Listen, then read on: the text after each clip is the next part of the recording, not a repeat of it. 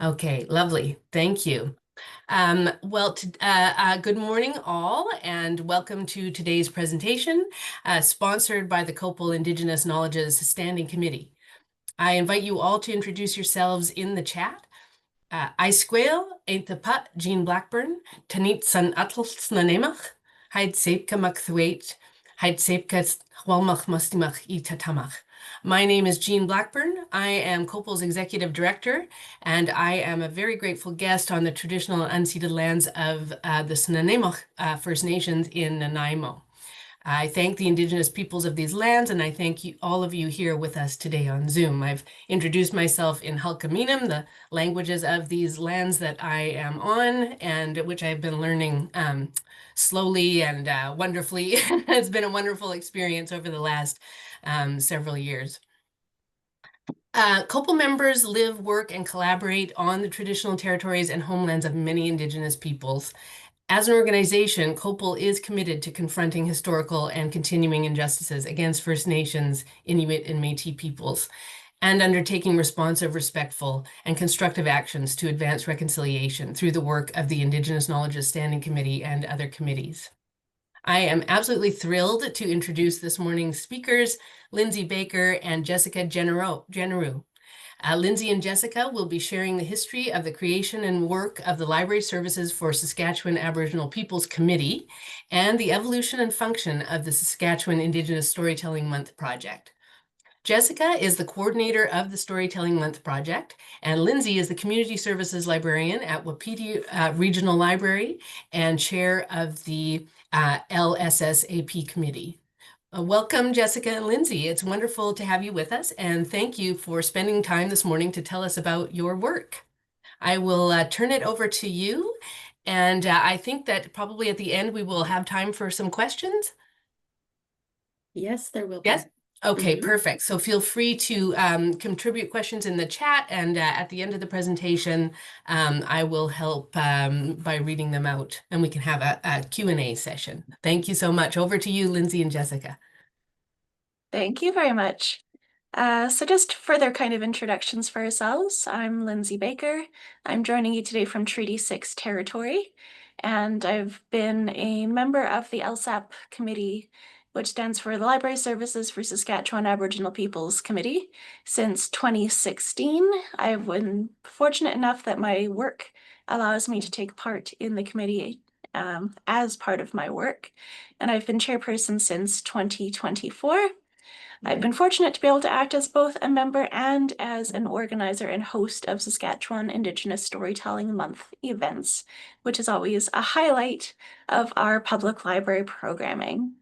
Jessica? Hello, everybody. My name is Jessica Generoux. I'm from Treaty 6, Sturgeon Lake First Nation. I am Cree, Nakota, and Scottish ancestry. I have been in the role of the Saskatchewan Indigenous Storytelling Project Coordinator for about 4 years. I've been a committee member with the Library Services for Saskatchewan Aboriginal People for over 7 years, and I'm very glad to be here. This is one of the highlights is being able to speak about what we do and collaborate with new people on new ideas, and definitely sharing all the experiences that we've had in the past 5 years. So I'll chat a little bit first about the LSSAP committee and what it is. So the Library Services for Saskatchewan Aboriginal Peoples Committee was founded in 1991. It's an independent volunteer organization. It was founded by Indigenous library workers for Indigenous library workers and has grown into a wide range of volunteers representing libraries, literacy organizations, cultural organizations, and other areas.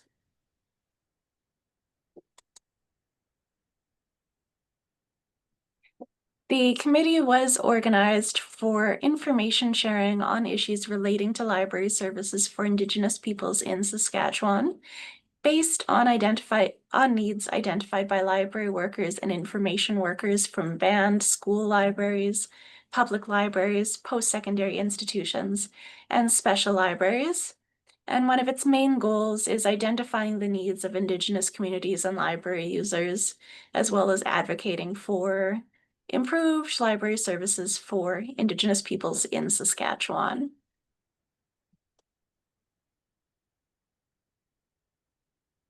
The LSAP committee has been active in a number of different ways since its inception. One of the first major activities which LSAP committee members took part in was Saskatchewan's Ministers Advisory Council for Library Services for Aboriginal Peoples, or the MAC group.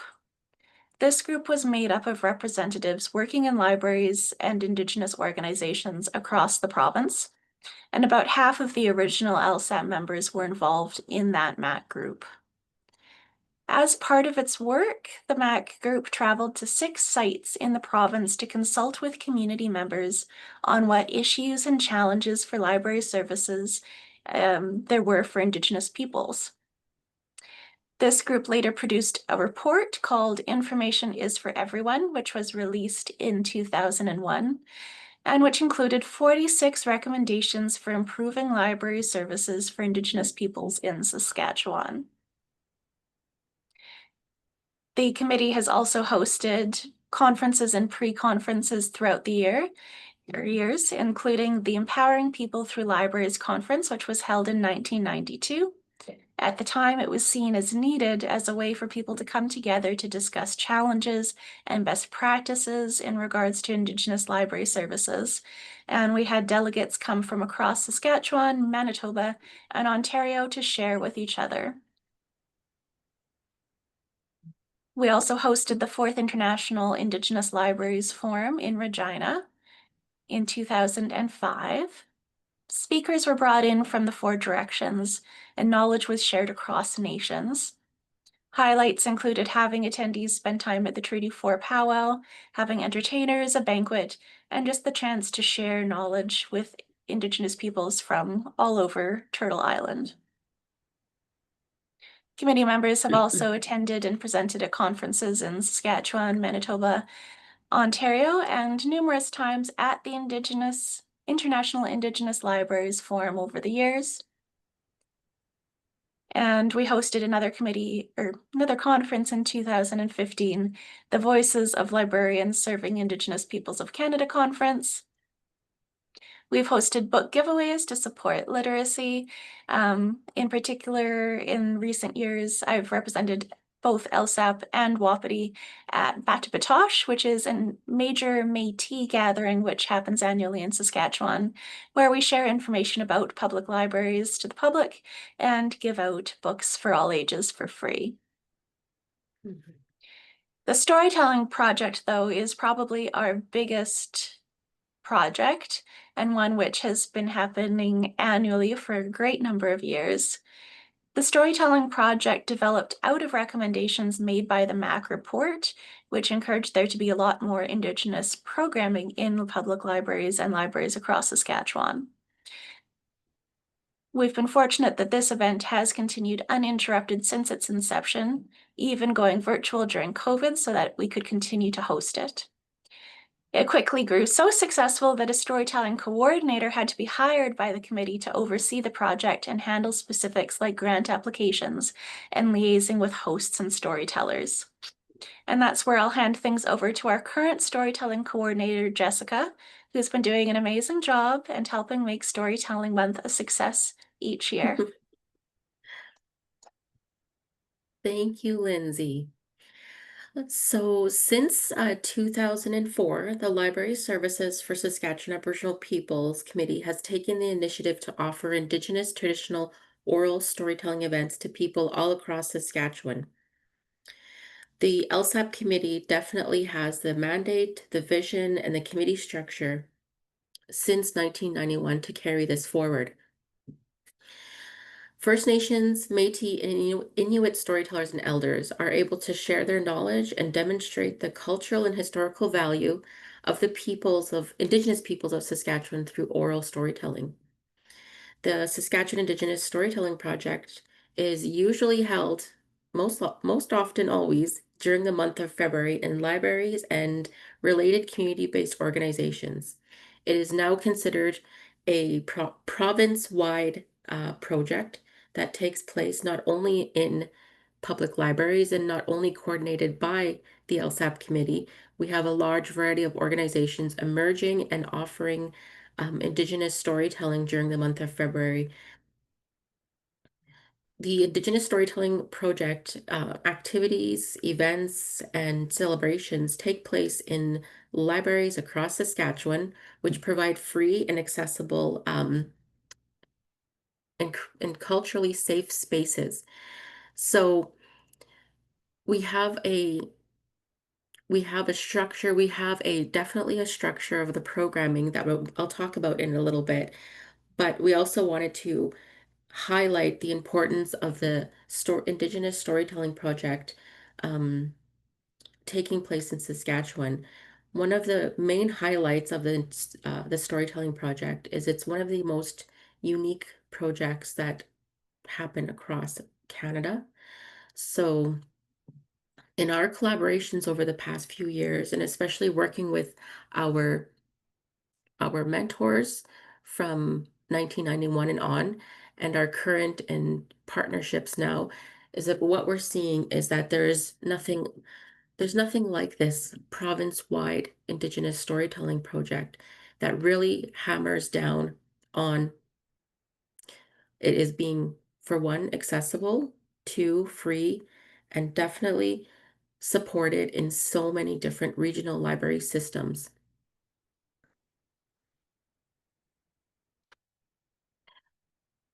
So since 2004, the Saskatchewan Indigenous Storytelling Project goals is to support and promote First Nations, Métis, and Inuit storytelling traditions in Saskatchewan. It is to celebrate First Nations, Métis, and Inuit history, language, and culture, to promote cross-cultural relationships and understanding by promoting storytelling as an important foundational cultural activity in Saskatchewan. It is to facilitate and grow a living oral storytelling collection. It is also to share the vision of the LSAP Committee, the Library Services for Saskatchewan Aboriginal People, by collaborating through partnerships to enrich communities by promoting and improving library services for Aboriginal peoples. And why do we have a huge success with the project is that our libraries our knowledge centers are what I've always found to experience is that the libraries, the knowledge centers, the collections are able to take care of the storytelling bundle. And what I was told over the years of working on this project is that storytelling is in some form a cultural tradition. It's also rooted deeply in ceremonies and in protocols. And the stories that emerge, there's a variety of stories that emerge. There's that we'll look at that in a second, but there's a deeply rooted sacred teaching in the custom of Indigenous storytelling. So the role of libraries maintaining and carrying forward this storytelling bundle is quite an important task. And it's one of the huge it is a huge task towards the meeting the calls to action for the Truth and Reconciliation Commission is meeting that reconciliation within Saskatchewan.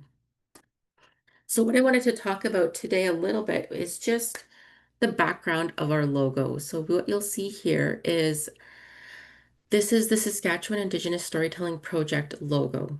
It is called it's a painting that is called Circle of Voices by Métis artist Leah Dorian. Leah Dorian is a Métis artist. She's also a storyteller, and she's a highly acclaimed children's book author and a teacher within Saskatchewan. So she's been part of our project for many years, not only providing storytelling sessions, but also providing mentorship for the project itself. And also connecting us with the educational values of the project and sharing it and promoting it and taking it further than ever before.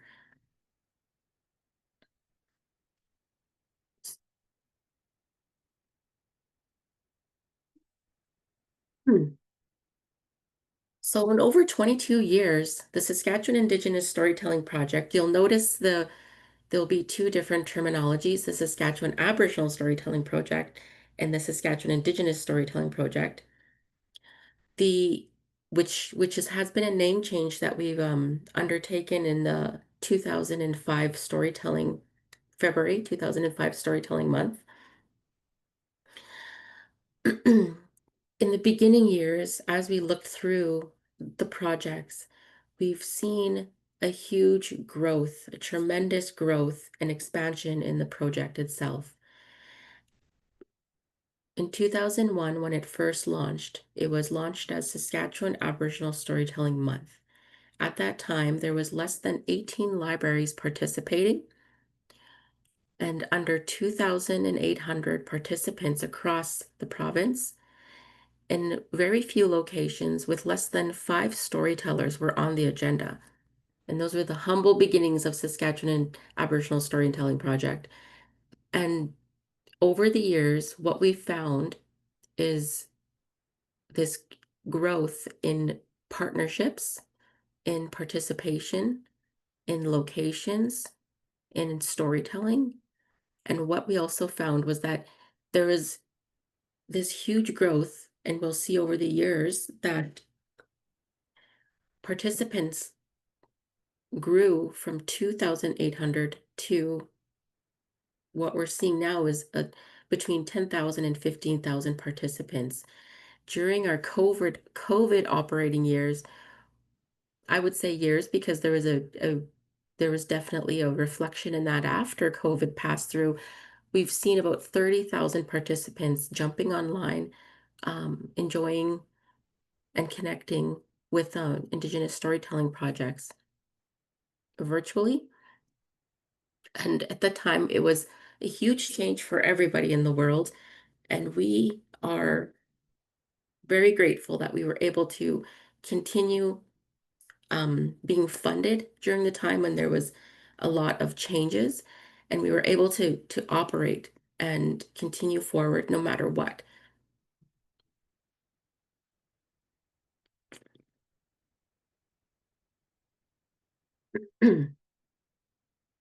So one of the main areas that I wanted to talk a little bit about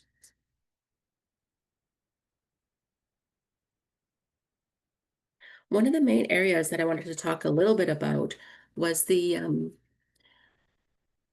the success of the Saskatchewan Indigenous Storytelling Project. And we looked at the increase over the past 22 years, and we contribute this to the tremendous amount of volunteer work that this project takes. Not only the volunteers on the LSAP committee, but also the volunteers in the community, the volunteers within the library systems that participate and partner with us during the storytelling month, but also the volunteers that we've become to we've come to recognize that the success of the project has grown over the years with usually on an average about 100 volunteers over the process of the committee work and definitely within the Indigenous Storytelling Project. And during the month of the project, we we collect data on storytelling volunteers and the roles that they play. And one of the areas that we found is that there's a tremendous amount of non-Indigenous volunteers that join in every month with their local library, their local organization, and participate in hosting a storytelling event and participating also with promoting the event and learning about the event and promoting it within their own networks. And we found that to be really interesting because every year we do get a lot of questions of what we do, why do we do what we do, and what is the significance and what is the importance. And we're always more than welcome to continue to invite volunteers into the Storytelling Month in any way, shape, or form, and connecting them within the right network. So one of the areas that we focus on and with the storytelling project is protocols. So every year one of the roles that I take on with the project coordination is putting down tobacco for all the storytellers and the stories and the bundle that's being carried forward within the library systems. And putting that tobacco down is, and this is what I did today too, is I put the medicine into the smudge bowl, put that tobacco out there, put it out there into the south direction, and asked to take care of the storytelling bundle and to bring positive energy into the project, into the upcoming storytelling month, and to be able to speak respectfully and honestly on the work that we're doing, and definitely to always highlight and focus on and make priority the storytellers themselves, who they are, the stories that they're sharing, and their voices that they're bringing to the table, which is which is why we which is the whole reason of why we're here, is our storytellers. So we just wanted to highlight that component of the project and the importance of the volunteer engagement. And that has been recognized within our funders over the past couple of years. Our funders recognize that they're one of the bigger, one of the big modes of volunteer engagement in the province of Saskatchewan is the Indigenous Storytelling Month. And we didn't know. Everything just runs so smoothly every year. People just jump on board and and dive right in and help out. And there isn't a whole lot of volunteer management that we participate in.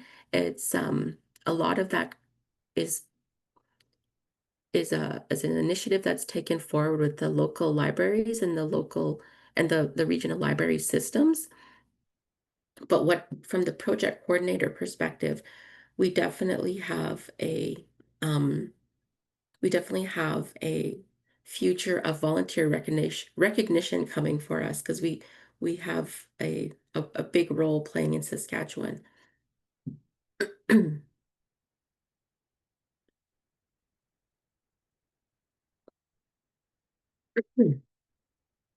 So with one of the areas that I wanted to talk about with the Saskatchewan Indigenous Storytelling Project is the large component of children. So every year we collect the demographic data in our evaluations, and our evaluations are pretty detailed and concise.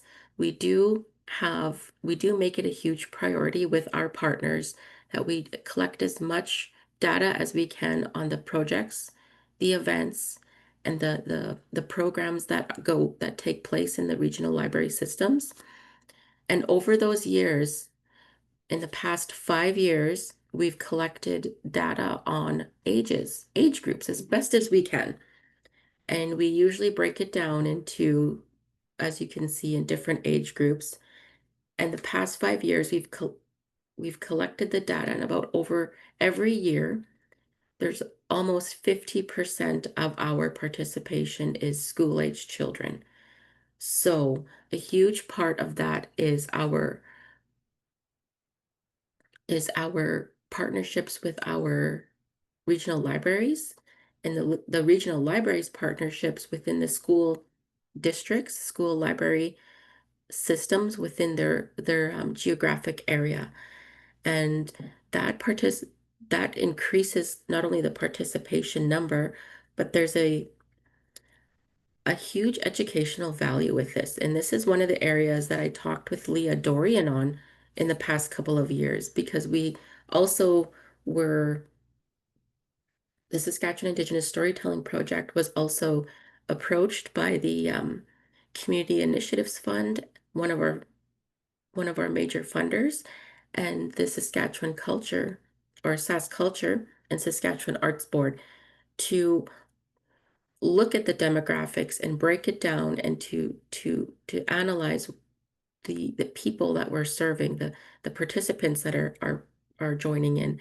And one of the areas that I talked to Leah about in the past couple of years, just recently actually, is the we are demographics. So I asked her, she asked me, what does our demographics look like over the past years? And she's really interested in always having an update on what we're doing and how things are running. And she said, you know what? The educational value of the Saskatchewan Indigenous Storytelling Project is so immense in our schools.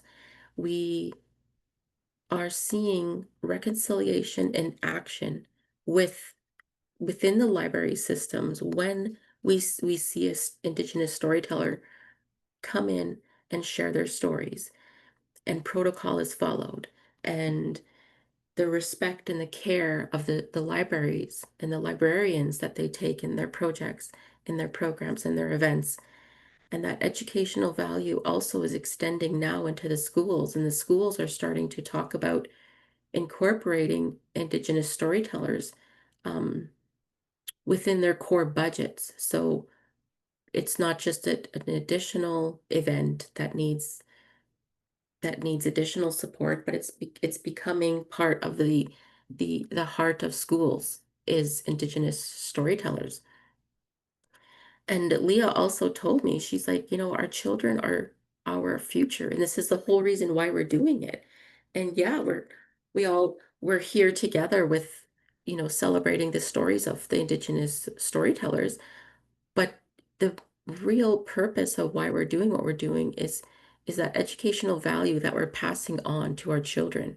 Is that knowledge transfer is happening as we speak.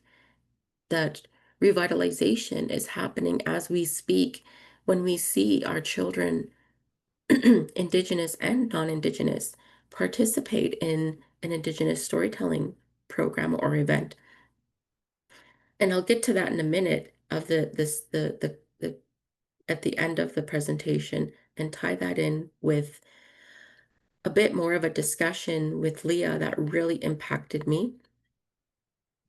So we'll just move to the next slide.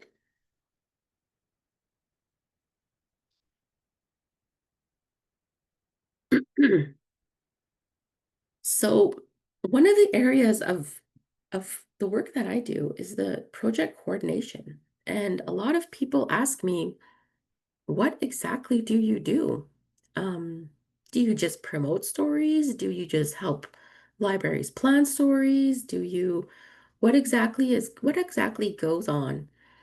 So I'd like to give you guys a little bit of a workflow of what my role looks like in a very basic way. There's a whole lot of details to it, but project coordination for the Saskatchewan Indigenous Storytelling Project, a province-wide unique program, it takes a lot of consideration. It takes a lot of, from my perspective, a lot of care and consideration.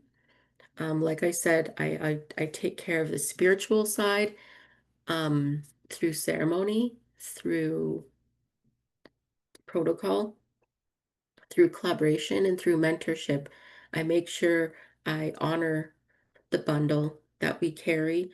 I make sure that we move forward in a good way, in an honest way. And I make sure that I'm personally mentally responsible and as the best I can. So the technical component usually starts in May to August. So I would say that's our off season, our down season. During that time, it's a huge amount of grant writing and reporting. So this is where we seek and secure funding for the project itself. The budget needs usually run between almost at the minimum about 100,000 every season. So we have that goal in our mind, is that we need to make sure that we have secured the funding with to meet all the needs of all of our partnerships and to meet that budget deadline. So during that time, I work with major funders provincially, within the corporate world, privately, within municipalities, and also in other different sources. So one of the major funders for us is the SaskCulture Multicultural Initiatives Fund. So in the past couple of years, we recently moved into the Multicultural Initiatives Fund with one of our major funders because of the growth and continued success and the consistency with the Saskatchewan Indigenous Storytelling Project. We recently moved from project funding to a major fund that provides some more sustainability for our project and our funding, which was a huge jump and a huge step in the past 22 years. We also receive funding from the Saskatchewan Arts Board, or Sask Arts, under the Festivals Development Fund. So under the Festivals Development Fund, we are our perspective of funding is looked at an artistic expression. So we really focus our funding and our partnership with the Sask Arts under a artistic direction role. So we're curating and we're directing artists and across Saskatchewan. There's also other funders too, like the Community Initiatives Fund, which provides a great deal of funding for us because of our large component. Our majority of our participants are school age children. Sorry, my throat's dry.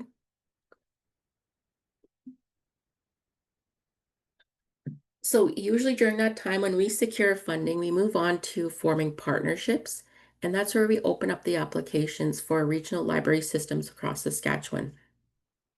And that usually happens between September and October.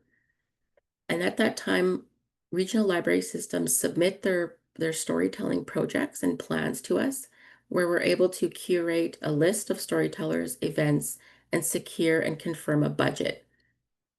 And once we have that secured and confirmed, we can also then confirm our partnerships. And once our partnerships are confirmed, we have a launch that's proposed in October. Usually, probably within the next 2 days, we're going to be securing and confirming all the details. Here, we usually do it by the end of October. And then we also send out our call out for featured storytellers. So once we have the confirmation of the storytellers, the plans, and the budget, we apply for a certificate of recognition from the Government of Saskatchewan. And this certificate of recognition, I'd like Lindsay to talk about this just for a couple of minutes. Sure. So annually, I'm the one that submits our request to the Minister of Education that the province of Saskatchewan recognize Saskatchewan Indigenous Storytelling Month as a province-wide initiative. Usually the timeline is you get the application in about September or October, so I've already submitted my request to the Honorable Minister. And in December, we get confirmation that yes, February will be recognized province-wide as Saskatchewan Indigenous Storytelling Month, which includes recognition at the legislature and our lovely certificate of recognition, which we receive annually. It's a very nice formal recognition by the ministry of the work that we're doing, and just a great way to help spread further awareness of the project as well. Thank you. So once we have that certificate of recognition with the Government of Saskatchewan, we contract a media consultant, and a media consultant communication specialist really helps us to get the launch going, to promote the project, to get the word out, and to get us organized on a province-wide level. So that is a role that is used to be with the project coordination, but we found that it's just exploded. And the media release usually happens in January, and the media release is created to as a signal to all the media outlets in Saskatchewan that this is going on, and to contact us if they would like to book in a storytelling for a TV, um, radio, or a social media or a print news story. And that happens in early January. And once we get that going, we usually get about 50 to 60 requests for media interviews, media, television, radio, print, social media, and our communications consultant takes care of the coordination in all that areas. And and that helps us to prepare for the month of February, which is just usually goes by like really fast. So we do a lot of the media promotions in January 15th till about the 31st. And during that time, um, we get as much as our media information done so that we can post it during the month of February. The official launch usually takes place on February 1st, and it rotates every year within the regional library system, and it rotates within the partnerships that are available during that year. So during that time, the launch happens every year in a different regional library system. For example, last year it was with the Southeast Regional Library in Broadview. It was a new library that's been open, and they they cover a huge geographic region within Saskatchewan, and they have over 50 library programs in the area. The year before was with Wapiti Regional Library, which also is it covers a geographic region north of Saskatoon in Humboldt. And the year before, we had the launch at the Alex Robinson Library, which is located in La Ronge, Saskatchewan, which is in the northern area of the province. So every year the launch rotates in different regions in Saskatchewan, highlighting the regional library, its projects and programs with storytelling. The storytelling month itself happens every February, right from the 1st until the 28th of February. And that at that time we have about over 100 storytelling projects and programs that go on across the province. We develop an interactive calendar of events on the website, which you'll find on lsap.ca. And the calendar of events also include the media, um, the media in the communications plan. So not only do we have usually over 100 events going on across Saskatchewan, usually every day of the month, virtually or in person. Most of it is in person. We also include our media engagement as storytelling events, and that comes up to about 45 to 50 in the past couple of years. So it's a busy month, and we usually have a storytelling or 2 or 3 events on each day during the month of February, with about 15% of the projects or the programs or events um, being held virtually in over many different areas. And we do have a virtual component that we share. And most of it takes place in rural Saskatchewan. So that is also another highlight with our Saskatchewan Indigenous Storytelling Project is the rural component. over 85% of our locations for storytelling events are taking place in rural and underserved communities. So this is one of the key components of how we secure our funding, and also with the partnerships that we form and the projects that take place, and the impact, the educational impact that we have, um, is definitely rooted in the rural aspect of the project itself.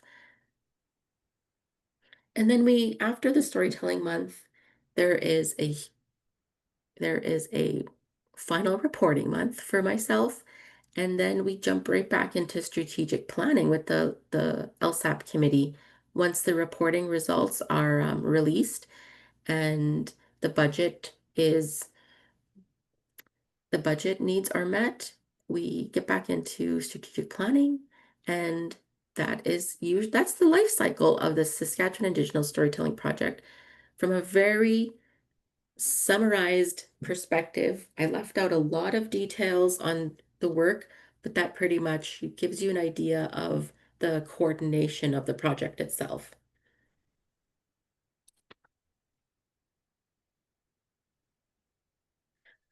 So over the past 5 years, we've collected the data through our evaluations. And like I talked about, the data collection is really about asking the right questions to our partners, to our storytellers, and to our participants.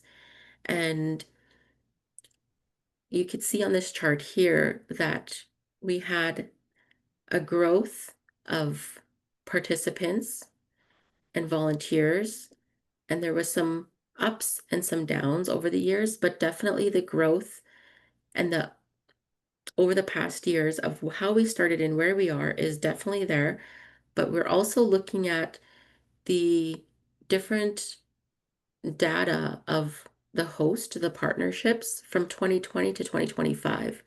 And I wanted to talk about that piece a little bit because it's really important to recognize that the Saskatchewan Indigenous Storytelling Project is um it's sort of the what they would describe as the humble beginnings of many storytelling and Indigenous programming in regional libraries.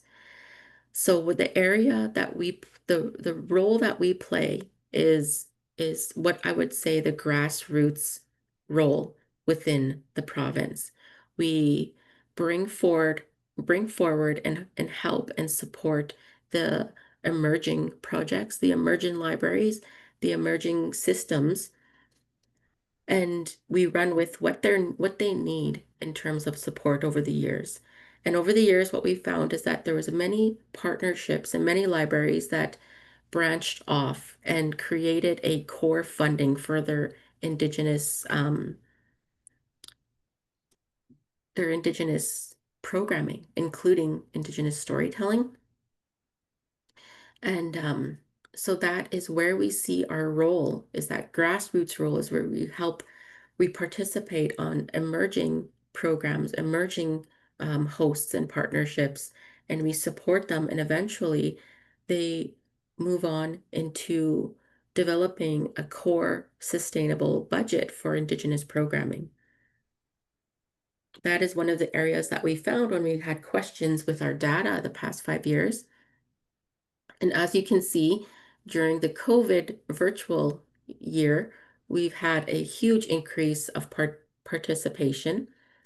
And the years after, our participation numbers dropped a little bit as we recovered, and mostly pretty much everybody else in the world recovering from the impact of COVID in many different ways. One from funding, two from moving back into in-person events.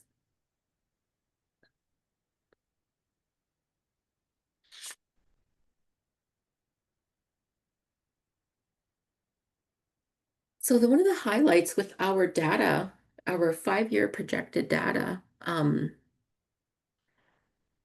to help us with a projection into the moving forward in the next 5 years and help us with our strategic planning on the LSAP committee is we're trying to really understand the importance of the Saskatchewan Indigenous Storytelling Project and look at the data and extract key highlights from the data.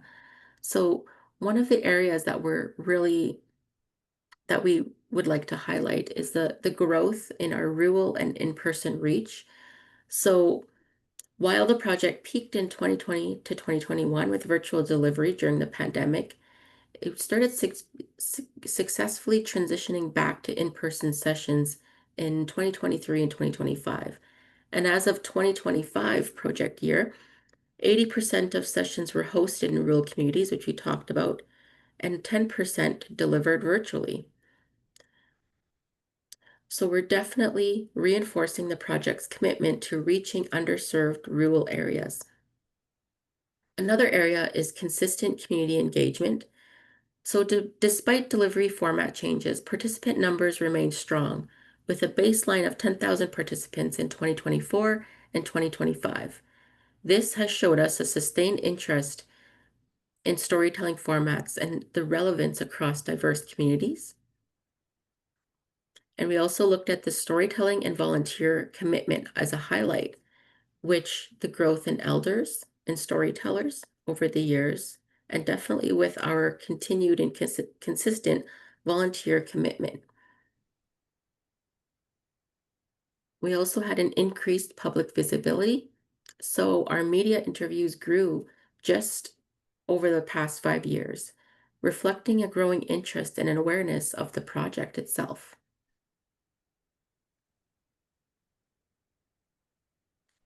So partnerships, we have a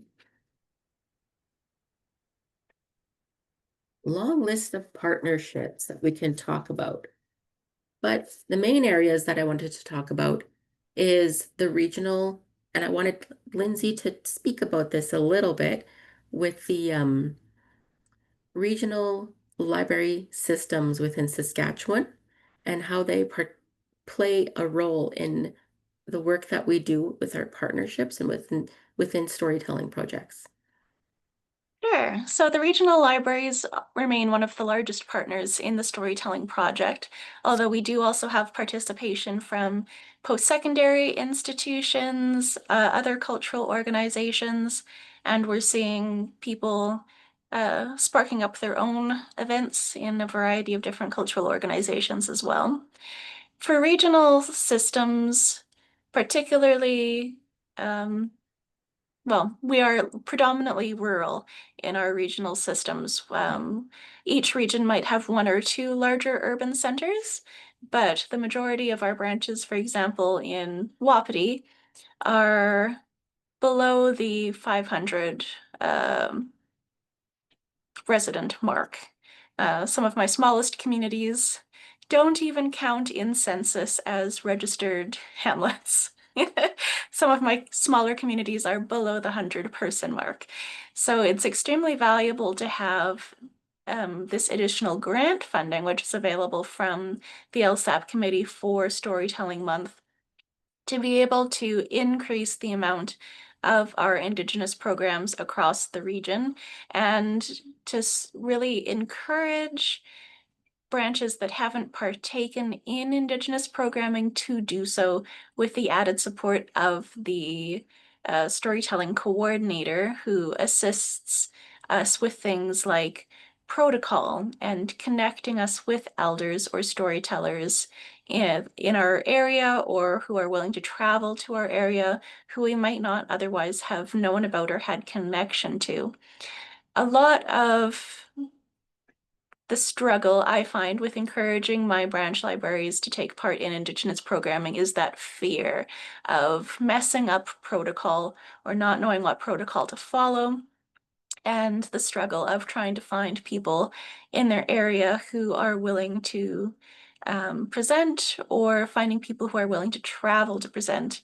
And, you know, some of my branches are close to First Nations and close to reserves, where mileage is not as much of an issue. Others might have people traveling a couple of hours and mileage adds up really fast, and their limited programming budgets can't cover that expense. So having the added funding is a huge lifesaver and allows me to spread a great deal more programming across the region than we would be able to with our limited funds. Mhm. Thank you, Lindsay.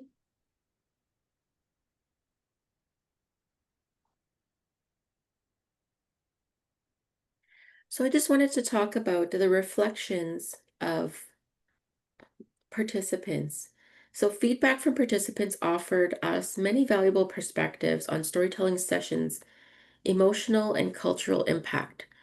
Their voices definitely helped shape a clear picture of the project's uh, importance across the communities. Feedback from participants offered valued perspectives on the storytelling sessions, emotional and cultural impact. There was an overall satisfaction. The participants expressed high satisfaction, describing sessions as culturally enriching, educating, and engaging. Many of the key takeaways from our storytelling sessions were the significant appreciation for traditional storytelling, Indigenous language, and hands-on cultural learning experiences. One suggestion we in an area of an improvement is participants suggesting expanding session topics, offering more hands-on interactive opportunities, and increasing accessibility through the virtual series and sessions. Can switch over. Partnership impacts also gave us a really great insight on the work that we're doing with reconciliation. Many of the libraries that we form partnerships speak about the importance of this storytelling project as it brings community together. It encourages Indigenous people to come into libraries and also for everybody, library users, to utilize Indigenous um, items within the collection.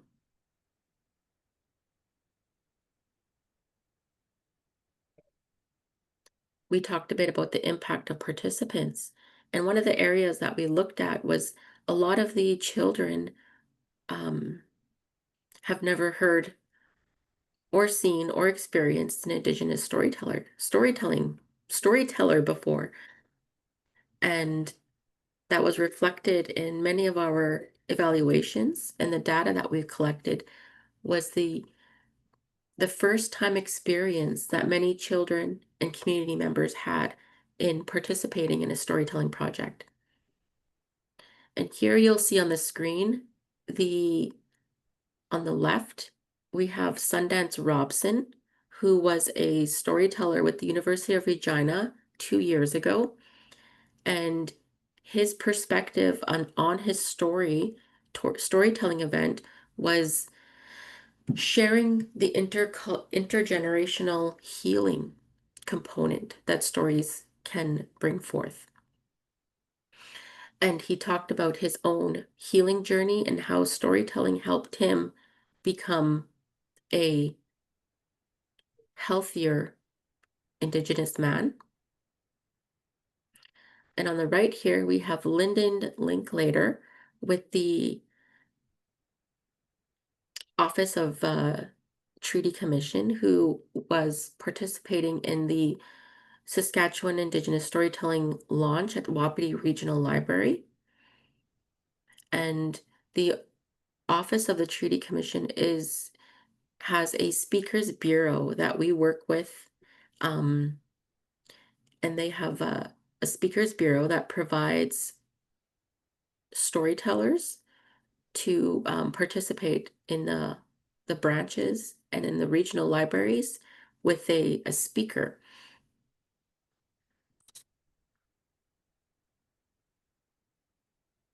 So the storytellers, the impact that we've received over the 5 years is tremendous. And one of the areas that we looked at and we have some quotes here. And one of the areas that I want to highlight was that the intergenerational healing power of storytelling and the work that's being done, and the work not only within us, within the communities on reconciliation, but also with storytellers emerging and speaking up in their sharing their voices and creating a circle of voices. And one area that we looked at and is that we talked about the storytelling project as a sacred bundle that we all carry, and we all carry forward with the protocols and the understanding and the respect, but we also highlight and prioritize the storytellers and what the work that they're doing, and the what they're teaching us, and what the seeds that they're planting.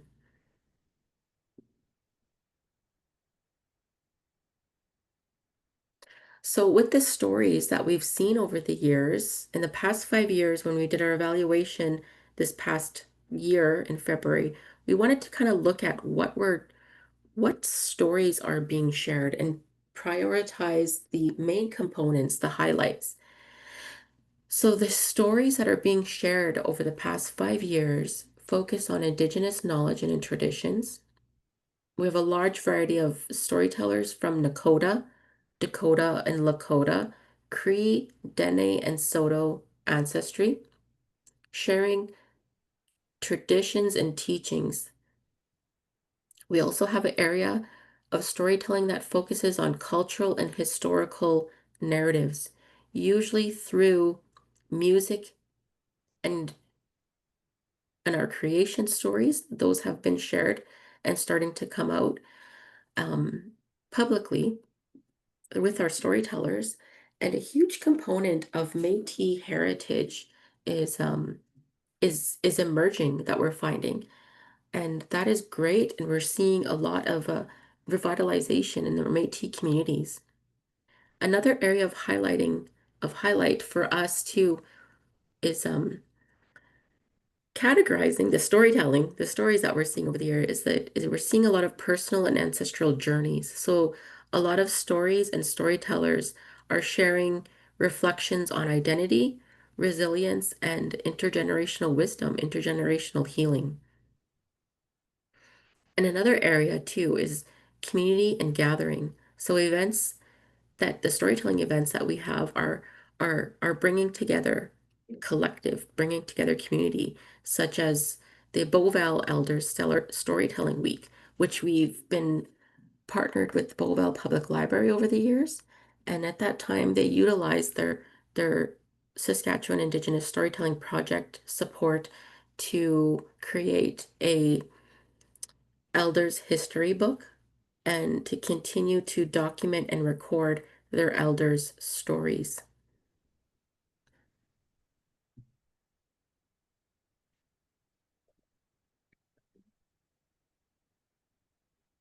So I just wanted to move into, we're definitely highlighting our Indigenous storytellers, but also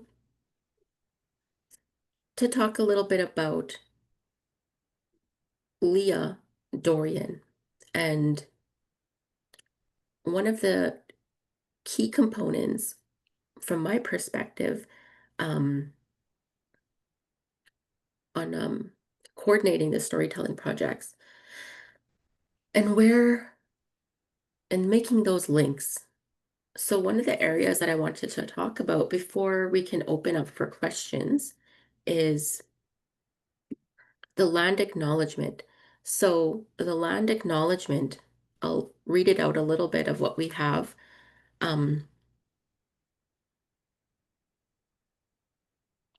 my throat's just really dry today and I'm trying to keep it moist. Um, we can move to the next slide. Mhm. So one of the experiences that I had working as the project coordinator for the Saskatchewan Indigenous Storytelling Project was interviewing Lyndon Tatusis. We interviewed Lyndon Tatusis to record his stories and upload it to our YouTube channel so that we can provide, and we have the link here, the information here, so that we can provide a virtual component for engagement, where we find in one of the conversations that we had about a 2.5 hour Zoom meeting where we recorded a component of the Zoom meeting as a storytelling session. And he said to me, stories are a living being, and by sharing them, we keep them alive. We breathe life into the teachings. And that just jumped out at me, and that segued into his experience with the Buffalo Childstone. And I made those connections as I was part of the bringing back Buffalo Childstone to Douglas Provincial Park, and to when I was working with the Saskatchewan Indigenous Cultural Center. And that inspired me to write a land acknowledgement, which I'll share now, and then we will speak a little bit about it, and then we'll open up for questions.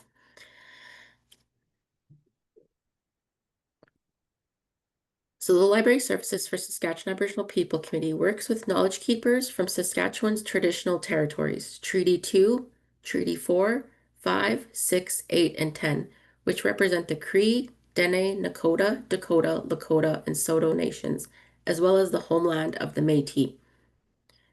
What have we learned from over 20 years of operating the Saskatchewan Indigenous Storytelling Project? Over 23 years of engagement with Indigenous communities and storytellers, we learned the powerful significance of Indigenous narratives in empowering the individuals, communities, and nations. Today, we are gathered here on Treaty 6 territory and the homeland of Métis. We acknowledge the original people of this land who have been settled and traveled this land for hundreds of years before the arrival of settlers.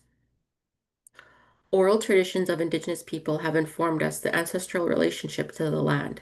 For Indigenous people, storytelling is a gift and a very old custom sanctioned by the people. It has a place and time for sharing, such as when there is snow on the ground, and the perfect time to gather, share, and learn during the month of February.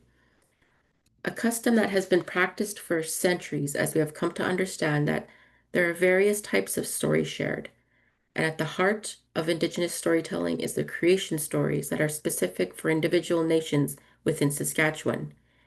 Each nation has creation stories that are tied to the land, from as far as Sweetgrass First Nation to Cypress Hills.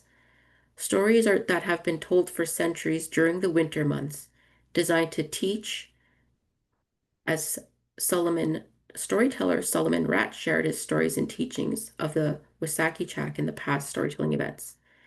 We have come to learn the understanding of protocol. Some stories can only be shared in ceremony for the right reason. There are also contemporary stories, cultural stories, teachings, sacred stories, stories that are only told in ceremonies. And most importantly, there are many stories tied to the spirituality of the Indigenous people. And before I get into that, one of the major stories is the Buffalo Child Stone story as told by Elder Beria Henneque. Mistassini was a gathering place for 7 distinct Plains Cree groups. For centuries, nations across Turtle Island gathered to the sacred stone for ceremonies as documented over the years. Elders have shared over the years that there were sacred ceremonies around the stone, which helped many nations survive collectively, especially during times of conflict and hardship. A young Cree boy lived amongst the buffalo, a symbol of great respect of an Indigenous culture, and traveled with the buffalo until he himself became a buffalo, turning into a stone. The heart of the young Cree boy is forever engraved in the stone, a story that has been shared and passed down for centuries, and where it stands today at Douglas Provincial Park, where it has been recently repatriated. We would like to understand that it would be under the Wheatland Regional Library, formally recognizing the significance of Buffalo Childstone in relation to the recognition of the importance of Indigenous narratives through the Saskatchewan Indigenous Storytelling Project. This is paramount in acknowledging the ancestral connections to the land and the evolving relationships that we are experiencing today. The repatriation of sacred items and sites within Saskatchewan is empowering Indigenous peoples and nations and enhancing the importance of Indigenous narratives moving forward in the spirit of reconciliation. The healing power of the Buffalo Child Stone and associated teachings of survival continues today, especially within our storyteller, as our storyteller shared, Lyndon Tatusis. It provides a sacred space for Indigenous people to heal, connect, grow, and for non-Indigenous people to learn, understand, and teach and connect as well. We acknowledge the efforts of today out of respect, honor, and reconciliation with the past and the present, and we are working together to understand the impacts of colonization and assimilation that has occurred and the intergenerational impacts of the Indian residential schooling system. We are aware of the assimilation of Indigenous culture and languages. We are respectful and actively engaged in supporting the repatriation and reconciliations today. We have much more work to do. This is just the beginning. The relationships we are building today are creating stronger, more peaceful, and healthier communities. Indigenous stories and storytelling is more than just sharing and gathering for reconciliation. It is a direct method of knowledge transfer through generations, a custom practiced by Indigenous people for centuries on this land. And it continues as stories are shared today in ceremonies designed to teach the next generation and to provide a peaceful spiritual guidance for today's problems. Therefore, storytelling is an act of active healing, healing from the impacts of colonization and intergenerational trauma within First Nations families. It is not a burden we carry alone. We carry it as we work together to recognize the importance of the land, to help heal the impacts of colonization, such as language loss and intergenerational trauma, and work together in the spirit of reconciliation. Storytelling, therefore, is a cultural custom deeply embedded in Indigenous communities as a mode of knowledge transfer. It is also a mode of healing the wounds of intergenerational trauma, an act of revitalization, as well as we know today, honoring, respecting, and enacting Indigenous narratives for empowering Indigenous nationhood within Saskatchewan. And one of the key components that I talked with Leah Dorian and the connection with Buffalo Child Stone and the work that we're doing in the components from our demographics, it's Buffalo Child Stone is part of the supernatural world. We have to remember, we were told that this stone was once a child who was left behind and eventually turned into stone to provide a place of healing and a place of ceremonies and offerings, honoring the child who sacrificed for the people.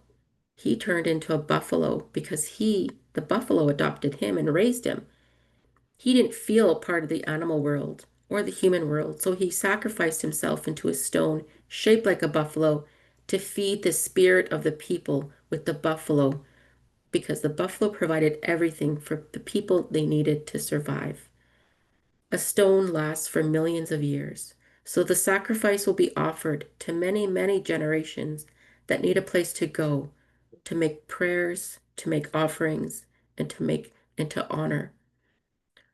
Oral stories is how we pass the knowledge down. That's why it's considered a sacred place. It's a way for one generation to support the next. And I'm really glad to share that experience and that story. And thank you for listening. I know I talked a lot, so I'm going to leave it open for questions or if Lindsay had anything to share. I just wanted to reiterate, as an employee of a regional library system, how important the Storytelling Month project is to us, particularly When I started working with Wapiti Regional Library, I had never done any Indigenous programming before, and it was very reassuring as a newcomer to the programming to have a storytelling coordinator and an established program to aid me and to encourage me to do more programming. And it's become quickly one of my favorite events of the entire year. Well, thank you so much, Lindsay and Jessica. That was for sharing this story of this just truly amazing program that you have built. It's really a model. This is something really fantastic happening in Saskatchewan, and it's been wonderful to hear about it. And I would like to invite any questions from our participants. Questions for Lindsay and Jessica. Just feel free to unmute yourself and jump in, or raise your Zoom hand, whatever you feel comfortable with. I can too, if it gives me maybe further comfort. Why don't I stop recording? How about that for the question period?